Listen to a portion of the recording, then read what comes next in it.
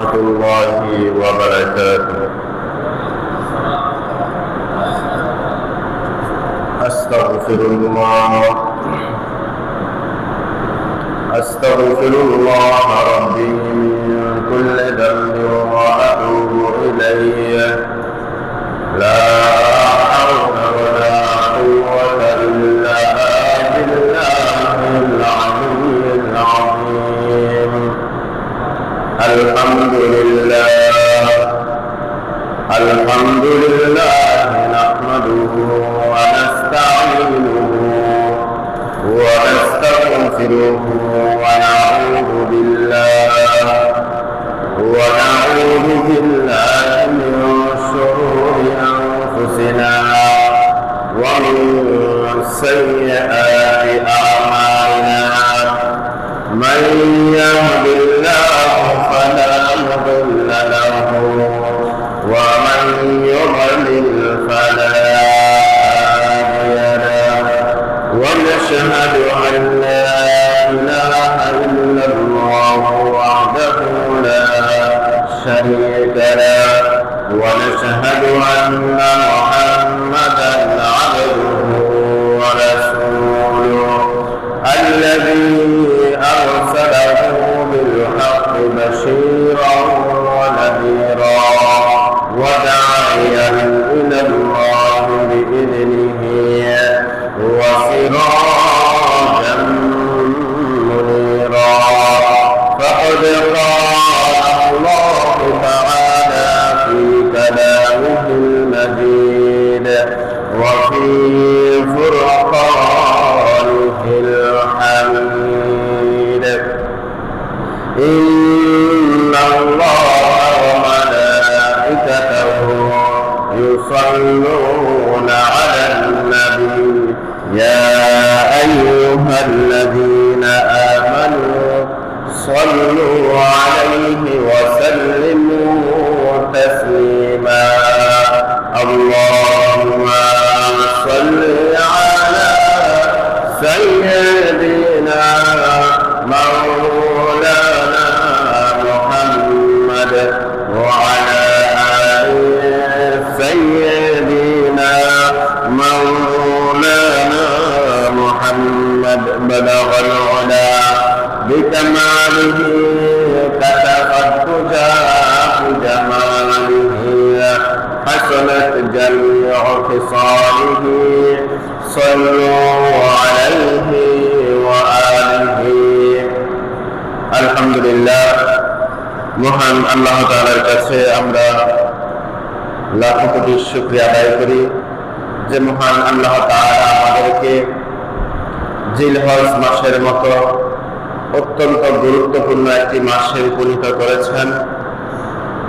তার চেয়ে বড় নিয়ামত হচ্ছে আল্লাহ তাআলার শপথকৃত 10টা দিনের ভিতরে আমাদেরকে হায়াতের মাধ্যমে এ পর্যন্ত উপনীত করে নিয়ামতের অন্তর্ভুক্ত করেছেন।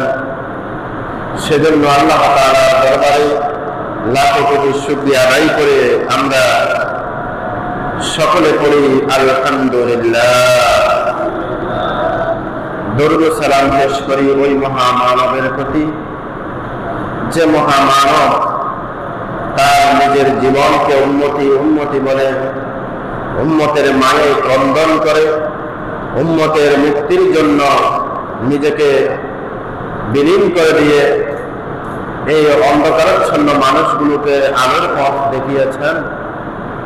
সে মহামানবের প্রতি দরুদ ও সালাম পেশ করে আমরা সকলে পড়ি সাল্লাল্লাহু আলাইহি ওয়াসাল্লাম। সুপ্রিয় হাজিরিন, আজ 30 মে 16 আগস্ট দোসরা জিলহজ। আল্লাহ তাআলা অপার করুণায় আমরা মহিমান্বিত দিনগুলোর ভিতরে আসতে পেরেছি। যে 10টা দিন আল্লাহ তাআলা রহমত, বরকত, মাগফিরাত, নাজাত দিয়ে আমাদেরকে ভরপুর করে রাখবেন। আমাদের জন্য এই 10টা দিন আল্লাহ তাআলা নিয়ামত হিসেবে দিয়েছেন। শপথ করে বলেছেন ওয়াল ফাজর ওয়া লায়ালিন আশর, ফজরের শপথ, সুবহ সাদিকের শপথ, সেই উষা লগ্নের শপথ, আমি আরো শপথ করি সেই 10 দিনের। সে 10 দিন কোন 10 দিন? সে 10 দিন হলো যে 10 দিনের আল্লাহ শপথ করেছেন, এই চলতি সময়গুলো হচ্ছে সে 10 দিন। এই 10 দিনের ভিতরে আল্লাহ তাআলা আমাদের জন্য অসংখ্য নিয়ামত রেখেছেন। কেউ যদি, আমরা বলেছিলাম গত জুমায়, কেউ যদি এই 1 তারিখ থেকে 9 তারিখ পর্যন্ত রোজা রাখে অথবা আরাফার দিনের রোজা রাখে, আল্লাহ তাআলা 1 বছর আগের এবং 1 বছর পরের সমস্ত ছোটখাটো গুনাহগুলো মাফ করে দিবেন। তাওবা করলে কবিরা গুনাহগুলো মাফ করে দিবেন। আল্লাহ তাআলা আমাকে আপনাকে খাস বান্দাদের মধ্যে অন্তর্ভুক্ত করে দিবেন। এরপরে এখানে রয়েছে আমাদের জন্য সবচেয়ে বড় একটি আকর্ষণীয় বিষয়, হজ। আল্লাহ তাআলা বলেন, ওয়া আতিমুল হজ্জ ওয়াল উমরাতা লিল্লাহ, তোমরা আল্লাহর জন্য হজ এবং উমরাকে পরিপূর্ণ করো, উমরা করো।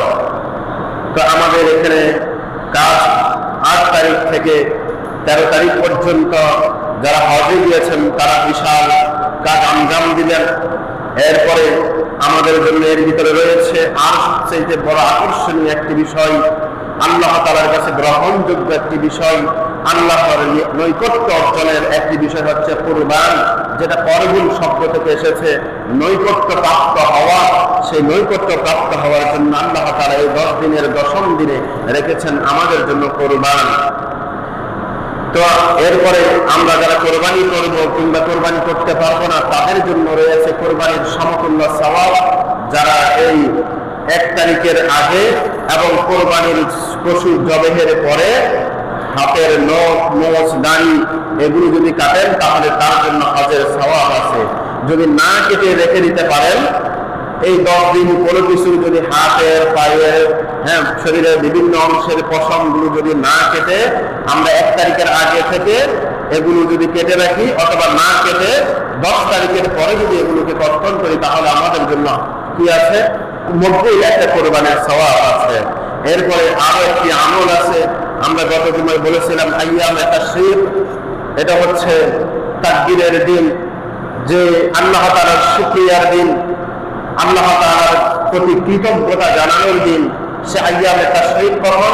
আইয়ামে তাশরীক হচ্ছে 9 তারিখ ফজর থেকে, অর্থাৎ 8 তারিখ শেষ, 8 তারিখের পরে যে 9 তারিখের রাত আসে, ওই 9 তারিখের ফজর থেকে, আমাদের বাংলাদেশের হিসেবে আগামী জুমাবার ফজর থেকে, আগামী জুমাবার ফজর থেকে 13 তারিখ আসর পর্যন্ত, 13 তারিখ আসর পর্যন্ত, তাহলে জুমাবার হচ্ছে 9 তারিখ, 10 তারিখ শনিবার, 11 তারিখ রবিবার, 12 তারিখ সোমবার, মঙ্গলবার আসর পর্যন্ত। শুক্রবার থেকে মঙ্গলবার আসরের নামাজ পর্যন্ত প্রতিটি ফরজ নামাজের পরে তাকবীর বলা, প্রতিটি ফরজ নামাজের পরে কি বলা? তাকবীর বলা আমাদের সকলের জন্য এটা কর্তব্য। এটা আমাদের সকলের জন্য কি? অবশ্যই করণীয়, অবশ্যই করণীয়। এই যে মোট 5টা আমলের কথা বললাম, এই 5টা আমল আমরা ইনশাআল্লাহ করার সর্বোচ্চ চেষ্টা করব। তার মধ্যে একটি আমল, 2টি আমল আমাদের কাছে চলতেছে। একটি হচ্ছে হাত পায়ের নখ এবং শরীরের বিভিন্ন অংশের পশম না কাটা, এটি আমাদের কাছে জারি আছে, ধরে নিলাম। আরেকটি হচ্ছে রোজা, সেটাও জারি আছে। যদি আমরা এতগুলো রোজা একসাথে রাখতে না পারি, তাহলে আমরা অন্তত বৃহস্পতিবার, শুক্রবার এই 2টা দিন রোজা রাখবো। যদি এই 2টা দিনও না পারি, অন্তত শুক্রবার হলেও রোজা রাখবো ইনশাআল্লাহ। এরপরে শুক্রবার ফজর থেকে মঙ্গলবার আসর পর্যন্ত আমরা তাকবীর গুলো অবশ্যই দিব। এখানে নারী পুরুষ প্রতিটা বালেগের উপরে, যাদের উপরে নামাজ ফরজ, আমরা প্রত্যেকে এই তাকবীর দেওয়া আমাদের জন্য অবশ্যই কর্তব্য। এরপরে আসেন, কেউ যদি ভুলে যান, যখন মনে করবে করে নিবেন, এটা আপনার জন্য ভালো হবে। ঘরে গিয়ে মহিলাদেরকেও বলে দিবেন, কারণ আমাদের মা বোনেরা আপনাদের মতো এভাবে আলোচনা শুনেন না। যদি মা বোনেরা এভাবে আপনাদের মতো বসে আলোচনা শুনতেন, ওনাদের আমল করার তরবিয়ত পুরুষের তুলনায় অনেক বেশি। বিশেষত মহিলাদের তরবিয়ত নরম হওয়ার কারণে যে কোনো বিষয় পালন করার ক্ষেত্রে পুরুষের তুলনায় তারা একটু বেশি সচেতন থাকে। তো আমরা সেই হিসাবে আমাদের ঘরের মা বোনদেরকে একটু জানিয়ে দিব যে শুক্রবার ফজর থেকে একেবারে মঙ্গলবার আসর পর্যন্ত আমরা তাকবীরগুলো দিব অবশ্যই। এরপরে আমরা যারা এখানে মসজিদে আছি প্রতিদিন আসার জন্য তারা তো এখানে নামাজের পরে দিবেন, আর যারা আসি না তাদের জন্য এই কথাটা থাকবে, আপনি যেখানে নামাজ পড়েন নামাজের পরে তাকবীরগুলো দিবেন। এরপরে যাদের জন্য হজ ফরজ তারা তো হজ করতে গেছেন, আরো যাদের উপর ফরজ তারা আগামীতে যাবেন ইনশাআল্লাহ। আল্লাহ তাআলা আমাদেরকে কবুল করে, আমরা বলি আমিন। হজ যখন আমাদের উপর ফরজ হয়, কথা সংকেত করে বলতেছি যেহেতু বিশাল মাসাল আমাদের সামনে রয়ে গেছে, হজ আমাদের যাদের উপরে ফরজ, কতটুকু অর্থ থাকলে হজ ফরজ। ওয়াকিমুল হজ্জ ওয়াল উমরাতা লিল্লাহ, এই আয়াতের মাধ্যমে আমাদের উপর আল্লাহ তাআলা হজকে ফরজ করে দিয়েছেন, উমরাকে আমাদের উপর আল্লাহ তাআলা সুন্নাত হিসেবে প্রদান করেছেন নবীজির প্রমাণ অনুসরণ করার জন্য। তো আমরা যখন হজ করব বা উমরা করব, উমরা তো আমাদের উপর ফরজ নয়, এটি একটি দায়ী সুন্নাত, যারা করতে পারেন আলহামদুলিল্লাহ অর্থ সামর্থ্য আছে, কিন্তু হজটা ফরজ। কতটুকু সম্পদ থাকলে হজ করবেন? বর্তমান সময়ে হজ করতে কমপক্ষে 6 থেকে 8 লক্ষ টাকা পর্যন্ত প্রয়োজন হতে পারে, বিশেষত 6-7 মধ্যে হয়। তো যারা একটু হেলে দুলে কিংবা একটু ভালোভাবে খুবই অমায়িকভাবে সুচারুরূপে সবকিছু করার জন্য সহজে সাবলীলভাবে চান, তাদের জন্য হয়তো কিছু টাকা বাড়তি হতে পারে। তো 7 লক্ষ টাকা পর্যন্ত বা অনেকে 5-5.5 লক্ষ টাকা দিয়ে হজ করতেছেন। এটা হচ্ছে বিভিন্ন এজেন্সি, বিভিন্ন কোম্পানির বিভিন্ন রেট হওয়ার কারণে এবং সম্পর্কের কারণে 5.5 লক্ষ 5 লক্ষ টাকা দিয়ে হজ হয়ে যাচ্ছে, 6 লক্ষ টাকা দিয়ে হচ্ছে, 7 লক্ষ টাকা দিয়ে হচ্ছে, 8 লক্ষ টাকাও সর্বোচ্চ হচ্ছে 8 লক্ষ টাকা। তো আমাদের এই টাকা যাদের কাছে আছে এবং আল্লাহ তাআলা আমাদেরকে আরো সামর্থ্য দিয়েছেন, পরিবারকে এই 2 মাস 3 মাস চলার মতো অর্থ দিয়েছেন, কিংবা আমি আসার পরে হজ করে আসার পরে আল্লাহ তাআলা যে আমাকে যা কতদিন বাঁচিয়ে রাখবেন, হ্যাঁ আমার সামর্থ্য আছে, রুজি আসবে, ইনকাম হবে, কিংবা আমার সন্তানেরা ইনকাম করে, কিংবা আমার অভাবে ব্যবসা বাণিজ্য আছে, তাহলে হজ যখন ফরজ হয় ঠিক তখনই করে নেওয়াটা আমাদের উপর উত্তম। কেন আমি বলি, আপনার উপরে টাকা এই মুহূর্তে আল্লাহ তাআলা 10-12 লক্ষ টাকা আপনার উপরে আপনার আছে, আপনার অ্যাকাউন্টে আছে, আপনি যদি হজ করে আসেন আপনার কোনো অসুবিধা হবে না। কিভাবে আমি আপনাকে বলি, এই যে আল্লাহ তাআলা আপনাকে টাকাগুলো দিয়েছেন, 12 লক্ষ টাকা 15 লক্ষ টাকা আপনার ব্যাংকে আছে, আপনি যদি আজকে টাকাগুলো রেখে মারা যান, আপনি যদি আজকের এই টাকাগুলো রেখে মারা যান, এই টাকাগুলো কোনোটাই আপনার কাজে আসছে না, কোনোটাই আপনার কাজে আসবে না, এটা মনে রাখবেন। আপনি যা ভোগ করতে পারেন, যুক্তি তর্কের একটা আমরা যুক্তিবিদ্যা পড়েছি, যেটাকে আমরা আরবিতে মান্তিক বলি, বালাগাত মান্তিক, এবং বাংলাতে যারা ভাষণে পড়ে এরা হচ্ছে যুক্তিবিদ্যা পড়ে। তো যুক্তিবিদ্যায় একটি কথা আছে, যা আমি ভোগ করি তাই আমার, যা আমি ভোগ করি তাই আমার, যা আমি নিজের জন্য ব্যয় করি তাও আমার, যা আমি নিজের জন্য রাখি তা আমার নয়। কেন এখন এখানে নয় শব্দটা কেন ওনারা ব্যবহার করছেন? কারণ আমার জন্য আমি যা রাখতেছি, আমি যদি কাল না থাকি তো সেটা আর আমার হলো না। আল্লাহ তাআলা এই মুহূর্তে যদি আমাকে ডাক দেন আমি চলে যাব, কিন্তু আমার টাকাগুলো আমার অর্থ সম্পত্তিগুলো পড়ে থাকবে। অতএব হজটা হচ্ছে এমন একটা বিষয় যে আমার উপর ফরজ হয়েছে, হ্যাঁ, এবং আমি সর্বসাকুল্যে যাওয়ার মতো অবস্থায় আছি, শরীরের সামর্থ্য সবকিছু আছে, হজে চলে যাবেন। আপনি যদি হজে চলে যান 8 লক্ষ টাকা খরচ করে, 15 লক্ষ টাকা থেকে আরো 7 লক্ষ টাকা থাকবে, আপনি হজ করে আসেন, সেই 7 লক্ষ টাকা আল্লাহ তাআলা আপনাকে 70 লক্ষ টাকা বরকতের মধ্যে শামিল করে দিতে পারেন কিনা? 70 কোটি টাকার মধ্যে 70,000 কোটি টাকার মধ্যে বরকত দিতে পারেন কিনা? পারেন আল্লাহ তাআলা। এটা আল্লাহ তাআলার কাছে কমতি নেই। আরেকটা বিষয় হচ্ছে যাকাত। আমরা যারা যাকাত দিই, দেখবেন যারা সত্যিকার অর্থে মালের যাকাত দেয় তারা কখনো অভাবে পড়ে না, তারা কখনো অভাবে পড়ে না। আল্লাহ তাআলা এগুলো আমাদের উপর দিয়েছেন পরীক্ষার জন্য, একটু দেখতেছেন আমাকে টাকা দিয়ে আমি কি করি। তা আল্লাহ তাআলা আমাদেরকে যেন হজ করার সুযোগ করে দেন। হ্যাঁ, হজের বিষয় নিয়ে আমরা এখন দীর্ঘায়িত আলোচনা করব না, কারণ আমাদের যেহেতু কোরবান, আমাদের বেশিরভাগ মানুষ আমরা কোরবানের উপরে জোর দিয়ে থাকি। হজটা আমাদের সকলের উপর ফরজ নাও হতে পারে, কোরবান আমাদের ম্যাক্সিমাম মানুষের উপর ওয়াজিব হয়। কিভাবে? এটি আমরা গত জুমায় সর্বশেষ 2-1 মিনিটে কথাগুলো বলছিলাম। আসেন কোরবানির নেশা, আজকে কথাগুলো শুধু মাসালা বলবো, একটু ধৈর্য সহকারে অত্যন্ত মনোযোগ দিয়ে কথাগুলো শোনার চেষ্টা করবেন। এটি হচ্ছে প্রথম, কোরবানি কারা করবেন বা কাদের উপর কোরবানিটা ওয়াজিব। প্রথম আসেন, আল্লাহ তাআলা আমাকে কোনো টাকা দেন নাই, আমি টাকা যা রুজি করি তাই খরচ হয়ে যায়, কিন্তু আমার 1-2 ভরি স্বর্ণ আছে, আমার 1-2 ভরি কি আছে? স্বর্ণ আছে। ভালো করে বুঝবেন, আমার 1-2 ভরি 3 ভরি স্বর্ণ আছে, কিন্তু আমার জমা কোনো অর্থ নাই। কথা একদম ক্লিয়ার করে বুঝবেন। তো এই মুহূর্তে আমি যদি চাই কোরবানি করতে পারবো, কারণ আমার কাছে স্বর্ণ আছে, স্বর্ণের অনেক দাম, কিন্তু এই শুধু স্বর্ণ থাকাটা নেশাবের অন্তর্ভুক্ত হয় না, মানে হজ করার মতো ওয়াজিবের অন্তর্ভুক্ত হয় না। যদি স্বর্ণ থাকে তার সাথে কিছু টাকা জমা থেকে থাকে, হ্যাঁ, তখন গিয়ে টাকা এবং স্বর্ণ উভয়টার কারণে আমার কি হয়? কোরবানি ওয়াজিব হয়। এখন আসেন, বা কারো কাছে রৌপ্য আছে, শুধু রৌপ্য, হ্যাঁ, 22.5 তোলা পর্যন্ত যদি না হয় তাহলে কোরবানি শুধু রৌপ্য, তাহলে কোরবানি ওয়াজিব হচ্ছে না, তাহলে আমার আর কোরবানি করার প্রয়োজন নেই। কিন্তু আমার কিছু রৌপ্য আছে, কিছু টাকা আছে, সব মিলে আমার নেশাব পরিমাণ টাকা হয়ে গেছে, তাহলে আমার উপর কোরবানি ওয়াজিব। এবার আসেন, কতটুকু হলেও কোরবানি ওয়াজিব হবে?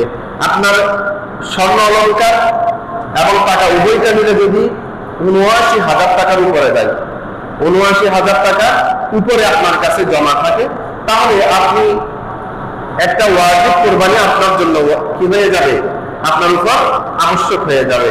এখন বলবেন, হুজুর 79,000 টাকা তো অনেক পরিবারের কাছে আছে, জমা আছে, যারা দিনমজুর তাদের কাছেও আছে। হ্যাঁ, যদি তারা দিনমজুরও হয়, শরীয়ত কিন্তু তাদের জন্য সমান।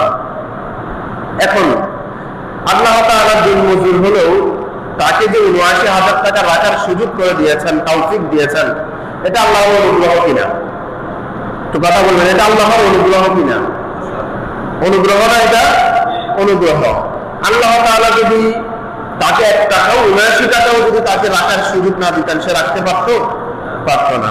আল্লাহ তাআলা এভাবে মানুষকে একটু পরীক্ষা করেন, যে আমি বান্দাদেরকে একটু টাকা দিয়ে দেখি, সে গরিব হয়েছে, তাতে কি 79,000 টাকা তো পয়সাওয়ালা না, ধরতে গেলে সে একজন দিনমজুরের মতো, কিন্তু সে কেন কোরবানি করবে? এখন সে যদি বলে যে আমি যদি কোরবানি করি মানুষ তো আমাকে যাকাত দিবে না, মানুষ তো আমাকে দান খয়রাত করবে না, কারণ আপনার তো দান খয়রাতের নেওয়ার প্রয়োজন নাই, দান খয়রাত তো নেওয়ার প্রয়োজন নাই। আপনি যদি কারো কাছ থেকে না নিয়ে আপনি যদি নিজে স্বাবলম্বী হতে পারেন, এটা আপনার জন্য আমার জন্য উত্তম না? এটা অবশ্যই সম্মানের। হ্যাঁ, এই যে আমাদের টাকাগুলো এটা জমা আছে, কোরবানির জন্য 1 বছর স্থায়ী হওয়া জরুরি নয়, কোরবানির জন্য 1 বছর স্থায়ী হওয়া জরুরি নয়, কিন্তু যাকাতের জন্য 1 বছর স্থায়ী হওয়া জরুরি। কোরবানির আগের দিন পর্যন্ত, কোরবানির দিন আগের দিন পর্যন্ত আমার কাছে যদি 79,000 টাকা বা তার বেশি যদি টাকা আমার কাছে এসে থাকে, সেটা আমার মালিকানা দিই, তাহলে আমার উপর 1 ভাগ ওয়াজিব কোরবানি কি হয়ে যাবে? আমার উপর আবশ্যক হয়ে যাবে। এখন 79,000 টাকা আছে, সে যদি 30,000 টাকা দিয়ে বাগে কোরবানি করে, তো তার তো পোষাবে না।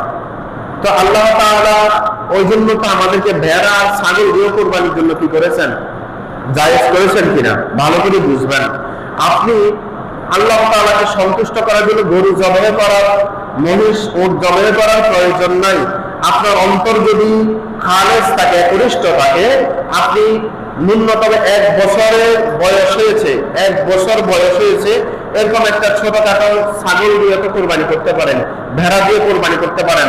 8,000 10,000 টাকা, হ্যাঁ, এখন 1 বছরের ছাগল একটা 6,000 টাকা দিয়েও পাওয়া যায়, সময়ে সময়ে 8,000 টাকা দিয়েও পাওয়া যায়, 10,000 টাকা। আমার মনে হয় খাগড়াছড়ির এই বাজারে 10,000 টাকার উপরে লাগবে আমার মনে হয় না। ছাগল যদি আপনি দেখে শুনে, আপনার তো আল্লাহ তাআলার বিধানটা পালন করা প্রয়োজন নাকি গোশত খাওয়া প্রয়োজন? যদি গোশত খেতে চান তাহলে আপনার জন্য কোরবানির জন্য আরেকটু আপনাকে কি করা লাগবে?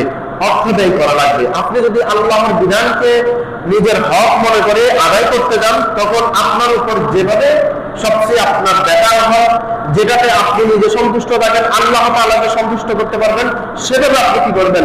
কোরবানি করবেন। আপনার উপরে 70,000 80,000 90,000 1 লাখ টাকা আছে, সেখান থেকে 30,000 টাকা দিয়ে ভাগে কোরবানি করে তা আপনি বসে যাবেন, আপনার কম হয়ে যাবে। এই ধরনের আল্লাহ তাআলা চাচ্ছেন না।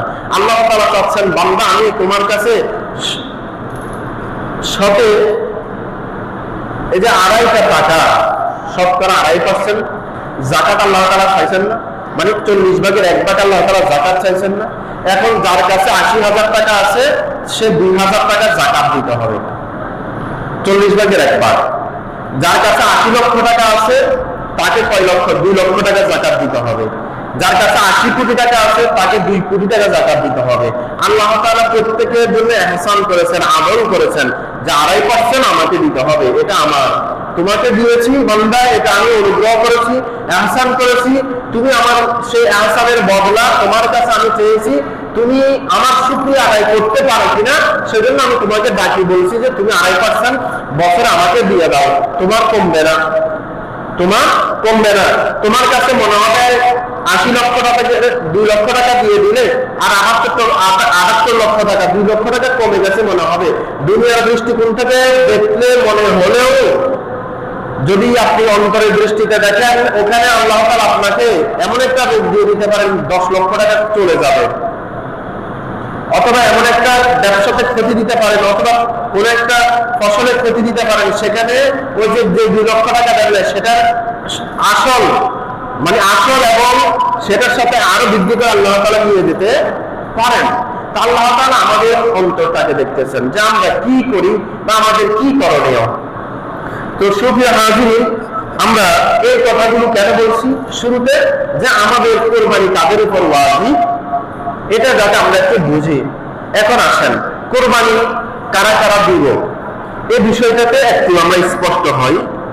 প্রথম কয়েকটা বিষয় আপনাদের সাথে আজকে আলোচনা করব, এগুলো মাসালা এবং এগুলো হচ্ছে আপনাদের উপর কোরবানি ওয়াজিব হচ্ছে কিনা, এটা আপনারা নিজেরা বিবেচনা করে সামনের কোরবানিতে আপনারা কি করবেন?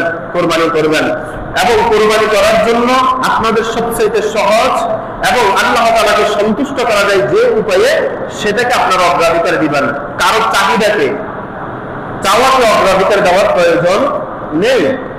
প্রথম নাম্বার হচ্ছে জমি ও ফসলের হিসাব। প্রথমত আসেন, জমি এবং ফসলের হিসাবে আপনার উপর কোরবানি কখন ওয়াজিব হবে? আপনার ফসলের জমি আছে, বসতবাড়ি করার জন্য জমি আছে, ফসল এবং বসতবাড়ি আপনার চলার জন্য যে জমি জমাগুলো আছে, এগুলো ছাড়া আপনি যদি ব্যবসা বাণিজ্যের জন্য, লাভের জন্য, যৌথভাবে কারো কাছে শেয়ার হিসাবে জমি নিয়েছেন, আপনার যেগুলো নিজস্ব বসত বাড়ি আছে এবং যেখানে আপনি চাষবাস করে যেগুলো দিয়ে আপনি নিজের পরিবারকে চালান, এগুলো ছাড়া আপনি যেটা আপনার সন্তানদের জন্য ক্রয় করেছেন, এরপরে এটা ডেভেলপ হলে বিক্রি করে বা বিল্ডিং তুলবেন এই চিন্তা করে কিনেছেন, ওই জমিগুলো হিসাব করবেন, ওটা আপনার নেশাবের অন্তর্ভুক্ত। ওগুলো হিসাব করে যদি আপনার 80,000 টাকার উপরে যায়, আল্লাহ তাআলা তো বলেন নাই যে এটার দাম যদি 8 কোটি টাকা হয় 1 কোটি টাকা দিয়ে কোরবানি করা লাগবে, বলছেন? বলেন নাই। 1 ভাগ কোরবানি ওয়াজিব আপনার উপরে। এখন আসেন, আপনি বিল্ডিং করেছেন, বিল্ডিং থাকার জন্য করেছেন, কিন্তু বাকি ফ্লোর গুলো ভাড়া দেন। তো যে ফ্লোর গুলো ভাড়া দেন সেই ভাড়ার টাকা যদি, যেহেতু এটা ব্যবসায়ী, সেই ভাড়ার টাকা যদি জমা হয় না, আপনি খরচ করেন, কিন্তু মান্থলি যে টাকাগুলো আসে সেগুলো যদি নেশাব পরিমাণ হয়, তাহলে আপনাকে কোরবানি করতে হবে, ওয়াজিব কোরবানি করতে হবে। কারণ অনেকে বিল্ডিং আছে, বিল্ডিং এ ভাড়া উঠতেছে, ভাড়া উঠতে দেখা যাচ্ছে বিল্ডিং এর ভাড়াগুলো প্রতি মাসে 70,000, 80,000, 1 লক্ষ টাকা, হ্যাঁ, এরকম কিছু টাকা হয়। এবং আপনার নির্ধারিত যে বেতন আছে বা আপনি যে ব্যবসা বাণিজ্য করেন আরো অন্যদিকে আপনার, সেগুলো নিয়ে দেখা যাচ্ছে আপনার কি হচ্ছে, নেশাব অতিক্রম হয়ে যাচ্ছে। তখন আপনি কি করবেন? কোরবানি করবেন, ঠিক আছে। কিন্তু যাকাত সেখানে হচ্ছে না। কেন?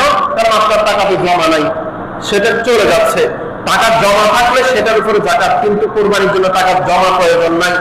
আপনার যদি কোরবানির আগের দিন পর্যন্ত সে নেশাব হয়ে থাকে, তাহলে আপনি কি করবেন? কোরবানি করবেন। এবার আসুন 2 নাম্বার, স্ত্রী সন্তান। এখন আপনার সম্পত্তি আছে, স্ত্রী সন্তানদের পক্ষ থেকে কোরবানি। এবার আসেন, অনেকে কি করেন যে বিয়ে করেছেন, স্ত্রীকে মোহরানা দিতে হয়, তো স্ত্রীকে মোহরানা দেওয়ার জন্য টাকা জমায়। ওটা খরচ কিনা, ধরেন 5 লক্ষ টাকা স্ত্রীকে মোহরানা দিতে হবে, খরচ কিনা? ওটা খরচ না, কারণ কাউকে কেউ আমার থেকে পাবে, তাহলে আমি ঋণী না, খরচ না, সরি এটা হচ্ছে ঋণ, এটা ঋণ না, আমার ঋণ আছে না 5 লক্ষ টাকা, তাহলে এখন আমি এটা দেওয়ার জন্য টাকা জমাচ্ছি। এখন আমার টাকা জমাইতে 1 লক্ষ, 1.5 লক্ষ টাকা, 2 লক্ষ টাকা হয়েছে। এখন আমরা হিসাব করি কি জানেন? চালাকি করি। এটা কেউ করবেন না, চালাকি করি। যেমন আমার তো ঋণ আছে কত লক্ষ, 5 লক্ষ টাকা, তো আমি তো 2 লক্ষ টাকা জমাইছি, এখনো তার 3 লক্ষ টাকা বাকি। আচ্ছা, আপনি যে 2 লক্ষ টাকা জমাইছেন, সে 2 লক্ষ টাকা কার জন্য জমাইছেন? আপনার মোহরানার জন্য জমাইছেন। ভালো করে বুঝবেন। এখন এই 2 লক্ষ টাকা আপনার কাছেও না ঋণ। এখন এই 2 লক্ষ টাকা যদি আপনি আপনার মালিকানা হস্তান্তর করেন, টাকাটা কার কাছে যায়? স্ত্রীর কাছে যাচ্ছে না? এখন টাকাটা স্ত্রীকে দেন, দিয়ে এবার ওর নামে একটা কোরবানি করেন, আল্লাহ কি কমাই দিবে? আল্লাহ, কথা বলেন, আল্লাহ কি কমাই দিবে? 10,000, 12,000 টাকা খরচ করছেন, কমাই দিবে? এখন এটা চালাকি হচ্ছে না? এরকম চালাকিটা আমরা যেন না করি, এটা সুন্দর হয় না, ঠিক আছে। এটা কেন জানি আল্লাহ তাআলার সাথে প্রতারণা হয়। কথাগুলো বুঝবেন, এটা আল্লাহর সাথে কি হয়? প্রতারণা হয় না? যে আমার স্ত্রী আমার কাছ থেকে 5 লক্ষ টাকা পাবে, আমি জমাইলাম 2 লক্ষ টাকা, তো আপনি স্ত্রীকে দেন টাকাটা, স্ত্রীকে দিলে তো ওনার উপর কোরবানিটা ওয়াজিব হচ্ছে, আপনার উপর থাকলে তো ঋণের কারণে ওয়াজিব হচ্ছে না। তো এখন টাকাটা উল্টাইলে তো কোরবানি ওয়াজিব হয়ে যাচ্ছে। ওই হিসেবে আপনি একটা কোরবানি করে নেন, টাকাটা আপনার নিজের ঘরে কোরবানিটা করে নেন, অসুবিধা আছে? আল্লাহ তাআলা ভালো হবে। ধরেন আপনি ওই 2 লাখ টাকা জমানোর পরে এখন কোন একটা দুর্ঘটনার কারণে আপনি মারা গেলেন, স্ত্রীকে টাকাগুলো কে দিবে? আপনি ঋণগ্রস্ত হয়ে চলে গেলেন, এদিকে হবে না ওদিকে হবে না, 2 দিকে আপনি কি আসামি হয়ে গেলেন। তো এই ধরনের আমরা প্রতারণা করবো না। এরপরে আসেন, আমার সম্পত্তি আছে কিন্তু স্ত্রীরও নাই, সন্তানেরও নাই, স্ত্রীরও নামে নাই, সন্তানের নামও নাই, তাদের উপর কোরবানি ওয়াজিব হবে না, শুধু আমার উপর কোরবানি ওয়াজিব হবে। হ্যাঁ, আমার সম্পত্তিগুলো যদি আমার কাছে থাকে, কিছু স্ত্রীর নামে থাকে, কিছু সন্তানদের নামে থাকে। এখন আসেন, ওই স্ত্রীর নামে যেগুলো আছে সেগুলোকে যদি একজন স্ত্রী ওই 80,000 টাকা অ্যামাউন্ট অতিক্রম করে, নিসাব তার উপর ওয়াজিব কোরবানি একবার।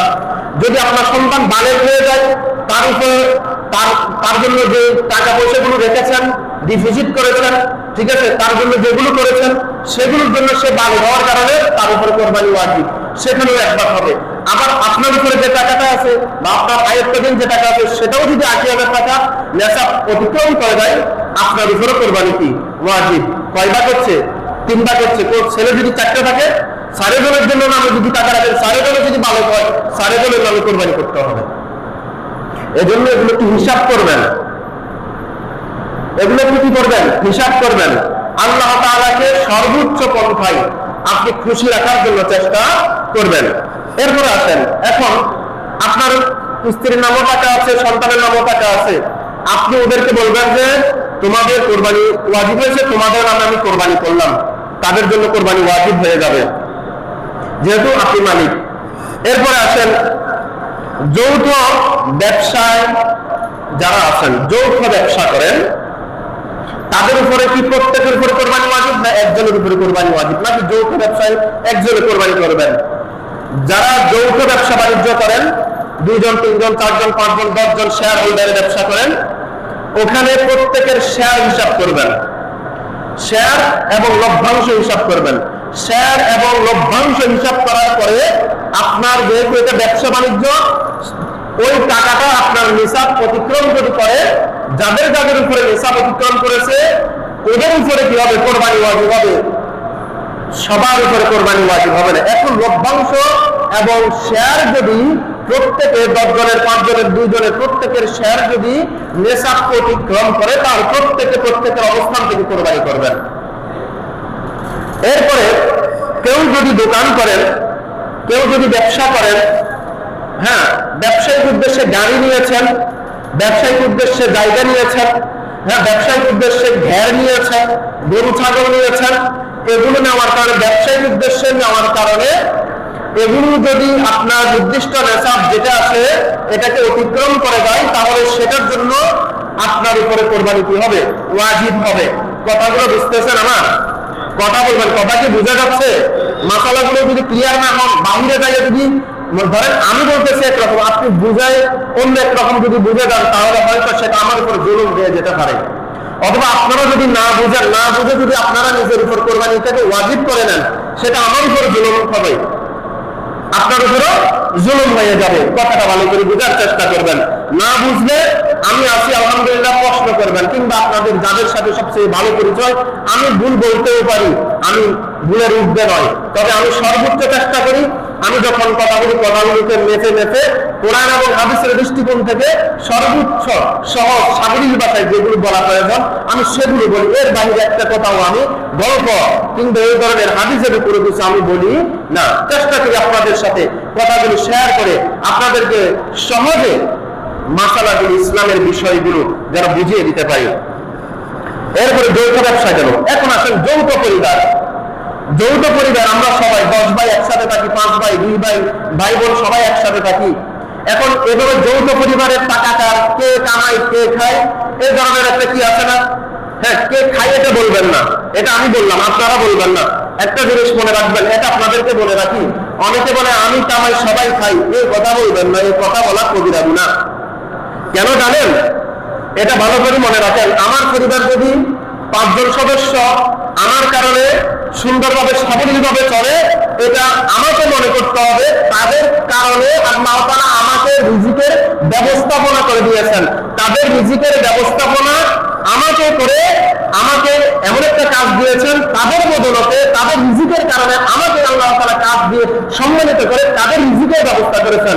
আপনি তো তাদেরকে রিজিক দিয়ে সন্তুষ্ট করতেছেন না, এটা আপনার ক্রেডিট না। আল্লাহ তাআলা আমাকে এমন একটা জায়গায়, আপনাকে এমন একটা জায়গায় বসিয়েছেন যেখানে বসালে পরে ওনাদের রিজিকগুলো ওই ব্যবস্থাপনার মাধ্যমে আসবে। এই জন্য আপনি মাধ্যম হতে পারেন, কিন্তু কারো রিজিকের মালিক হতে পারেন না। সম্মানিত হাজিরিন, মসজিদের জন্য কালেকশন চলছে, আপনারা প্রত্যেকের অবস্থান থেকে সর্বোচ্চ সম্মান ভালোবাসায় মসজিদকে প্রদর্শন পূর্বক আপনাদের হাতগুলো বাড়িয়ে দিন।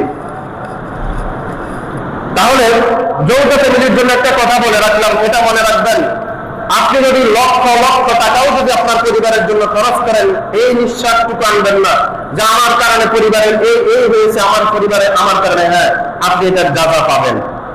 আপনি করে থাকলে আপনি এর যাজা ফলাফল আল্লাহ তাআলার কাছে পাবেন, কিন্তু আপনি মালিক হয়ে যাবেন, এটা আল্লাহ তাআলা পছন্দ করে না। আল্লাহ আপনাকে দিয়েছে, আপনি সেখান থেকে খরচ করেছেন, আপনাকে তো আল্লাহ সামর্থ্য দিয়েছে। আমার মতো অনেক মানুষ আছে যারা কোমরটাকে সোজা করে দাঁড়াতে পারে না, আছে কিনা? হসপিটালের বেড়ে 27-28 বছরের বয়সে যে সমস্ত যুবকেরা হসপিটালের বেড়ে শুয়ে আছে, কোমরকে সোজা করতে পারে না, পা একটা নাই, হাত একটা নাই, তা আল্লাহ তো আমাদের দুটো দিয়েছেন। তা আমার এখানে বড়াই কিসের বাবা? বড়াই কিসের? আল্লাহ চাইলে তো আমাকে না দিয়েও তো বসায় রাখতে পারতেন, আমার আরেকটা ভাইকে দিয়ে দিতেন, তো ভালো লাগতো না অন্যের কাছে দ্বারস্থ হতে? এখন আল্লাহ আপনাকে দিয়ে সম্মানিত করেছেন, এটা হাসরের ময়দানে আপনি অনেক বড় জাযা পাবেন ইনশাআল্লাহ। এরপরে আসেন যৌথ পরিবারের কোরবানি।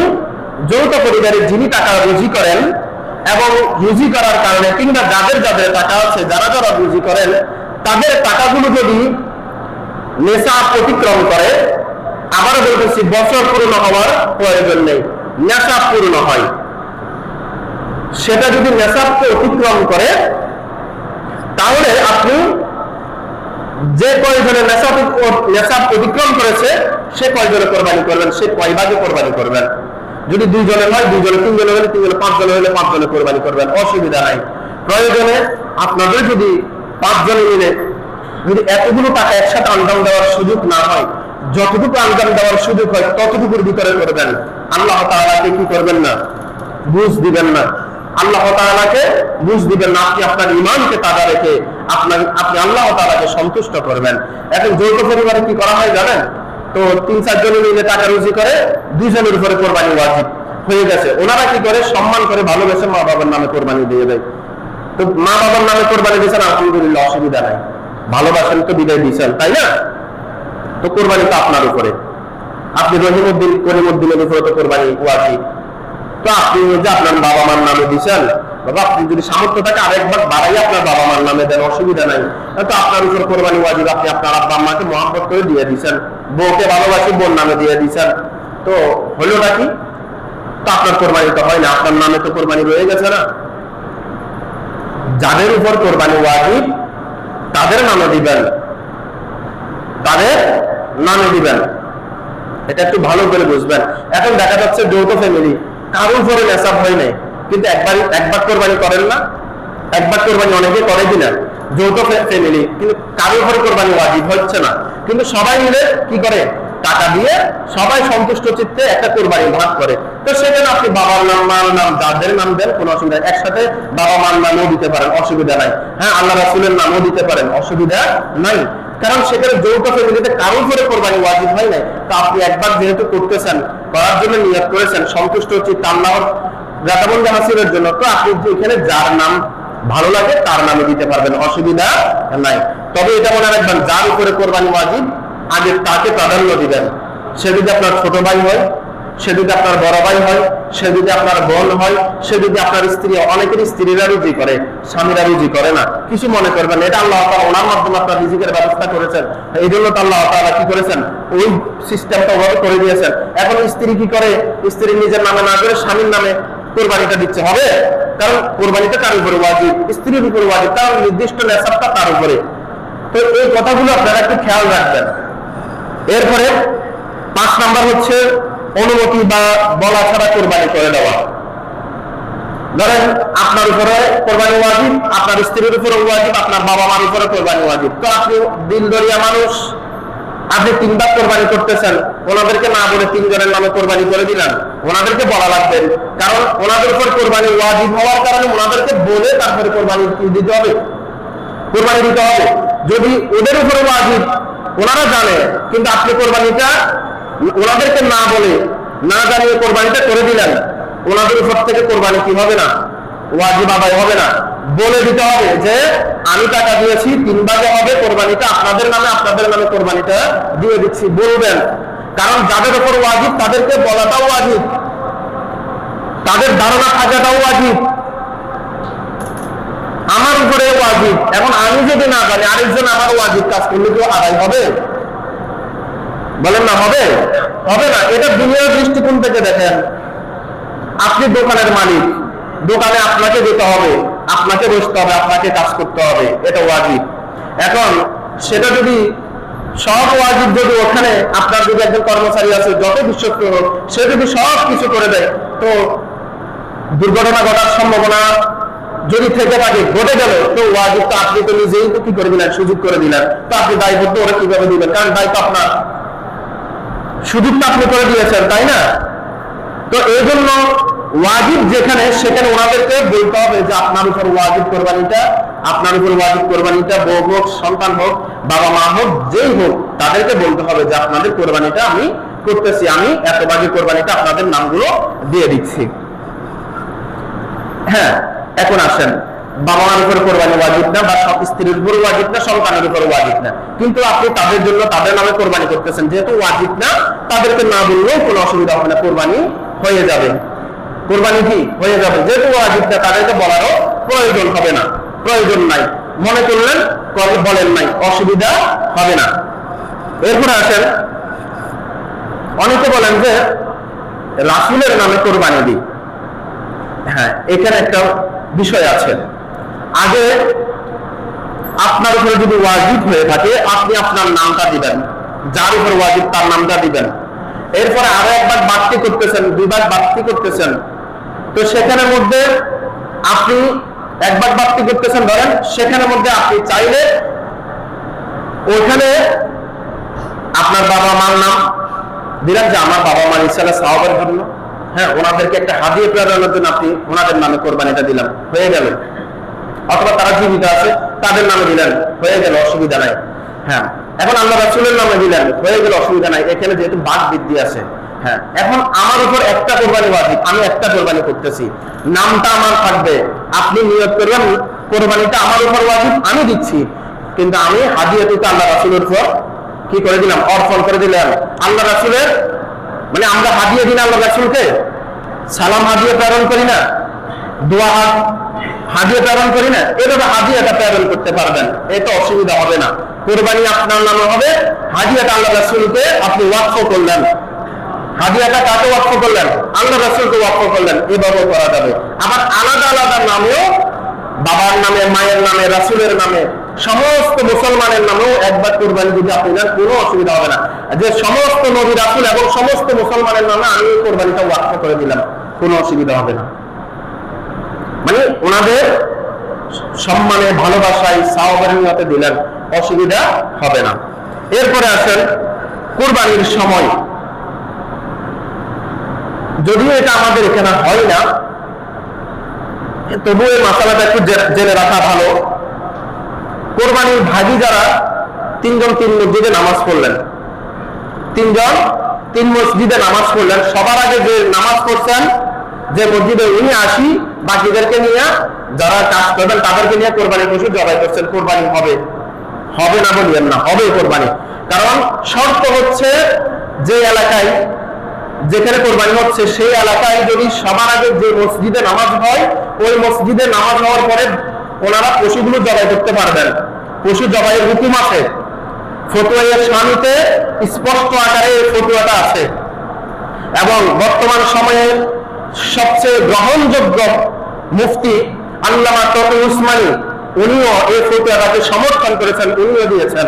হ্যাঁ, সতর্ক থাকবেন, সতর্ক থাকবেন সবার সন্তুষ্টির দিকে, সবাই কিসের দিকে, সন্তুষ্টির দিকে সতর্ক থাকবেন। এই জন্য সবাই আসলে সবার সামনে কোরবানি 5 মিনিট দেরি হবে, 5টা মিনিট কি হবে, আগে পরে হবে, অথবা আগে বলে দিবেন আমরা সবাই এই মসজিদে নামাজ পড়বো। কিন্তু এগুলো নিয়ে কি হয়, একটু ঝামেলা হয়ে যায়, অনেক একজন দুজনের মধ্যে কি হয়ে যায়, একটু শত্রুতা হয়ে যায়, সোয়াবের মধ্যে কমতে হচ্ছে না, কিন্তু শত্রুতা যেটা হচ্ছে সেটা কি ভালো হচ্ছে না, মন্দ হচ্ছে, মন্দ হয়ে যাচ্ছে। এরপরে রাতে কোরবানি করা যাবে কিনা? হ্যাঁ, রাতে কোরবানি করা যাবে। কখন? 10 তারিখ যখন ঈদের নামাজ শেষ হবে, এই ঈদের নামাজের পরবর্তী সময় থেকে আপনি আপনার ওয়াজিব কোরবানি পশু জবাই করতে পারবেন। কতক্ষণ পর্যন্ত? 12 তারিখ সূর্য ডুবার আগ পর্যন্ত। 12 তারিখ সূর্য ডুবার আগ পর্যন্ত আপনি আপনার কোরবানি পশু জবাই করতে পারবেন। কোনো দুর্ঘটনার কারণে অনেক সময় কি হয়ে যায়, একদিন পর কোনো অসুবিধা হবে না, সওয়াবে কোনো কমতি হবে না। আল্লাহ তাআলা কি আমাদের মতো এরকম অল্প ভান্ডার নিয়ে বসে আছেন? কথা বলে না, অল্প ভান্ডার নিয়ে বসে আছেন? আল্লাহ তাআলা ভান্ডারে ধনসম্পদের সওয়াবের কমতি আছে? নাই। কোনো যদি একটু অসুবিধা হয়ে থাকে, সমস্যা হয়ে থাকে, কথার মাধ্যমে 1 ঘন্টা পরে দেন। হ্যাঁ, প্রতিযোগিতাটা ভালো, কিন্তু বিষয়টা একটু খেয়াল রাখবেন। কোরবানিটা হচ্ছে 5 জনে উঠতেছেন, 3 জনে, একজনের অসন্তুষ্টির কারণে টোটাল কোরবানি হচ্ছে না, টোটাল কোরবানির সওয়াব বন্ধ হয়ে যাচ্ছে। এই বিষয়গুলো একটু খেয়াল রাখবেন। হ্যাঁ, তাহলে রাতেও কোরবানি করা যাবে, 10 তারিখের রাতে, 11 তারিখের রাতে, কিন্তু 12 তারিখ সূর্য ডুবার পরে আর কোরবানি রাতে হবে না। এখন আর কোরবানি করতে পারেন না, জবাই করতে পারেন না, 12 তারিখ রাতের মাগরিবের আগ পর্যন্ত কোরবানি জবাই করতে পারেন নাই। এরপরে কি করবেন? এরপর কোরবানির পশুটা জবাই করে সদকা করে দিবেন, এবং নাহলে বিক্রি করে টাকাটা যে যে খাতগুলোতে সদকা করতে পারবেন সেখানে সদকা করে দিবেন। এরপরে গোস্ত খাইতে মনে চাইলে আল্লাহর রাস্তে বাজার থেকে কিনে খাবেন। এটা হচ্ছে মাসালা, এরকম হয় না, বলে রাখলাম।